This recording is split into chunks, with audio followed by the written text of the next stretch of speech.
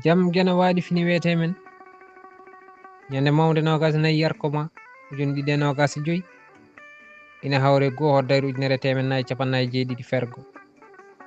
Nafoore bindol holko ɓuri weldemo yiyatano so yitude jiiɗe mum, holko ɓuri weldemo sellano so dañcude cellal mum, holko ɓuri welde aduna so wawde ko wawande hoore mum, wawde ko wawde daranade leñol mum haɓay añɓe lojnoɓe ɗum ha fiɗɗito humam binnago e majjere majja momto.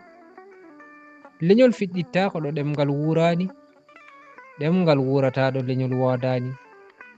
Bandam arƴoɓe nafoore bindol mo wi ina haalda ɓuri bindol tampat kono yaltata fuɗɗode maggol. So sirlu moftama ko bindol, so hanki andama ko bindol. Alkule ɗe tiiɗani jiiɓaki kono ko peeje e muñal liɓata mamayo. Bindol ko fawru kala ko mofta hen hisa, majjata mayata ɓoyde wirnata.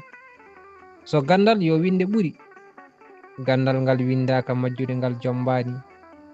Gande men e ɗemɗe men ko kanŋe ndesenen iwdi men, kono kanŋe yadata koye jarnudi nde feeña daraja mum. Kanŋe so yarnaka furat fulto fuu nandimagu mum yoolo. Koya on kumpa tawri en nofuru woɗeru nde ari yiyani batte bindol, jaggiri en ken liɗɗi doggol. Wi jaati men ñiɓaki ko tindol, gande men tiiɗani ko liflifol. Ndu nofuru woɗeru wonno ceɗɗejo mo tubalajal, gaddunoɗo bone mum cikkuɗen ko ɓural. Ñengi Afrique woppani hay pinal, so wona hande en gandani ko kural. Ɓural men ko ɓamtare men, ɓamtare men ko ma pinal men, pinal men ko ma bindol men. Kuɗol Njaay Saydou Amadou mo jingue jeeri Tumbere e Dande Ba Saydou Alassane mo mulli Fulɓe.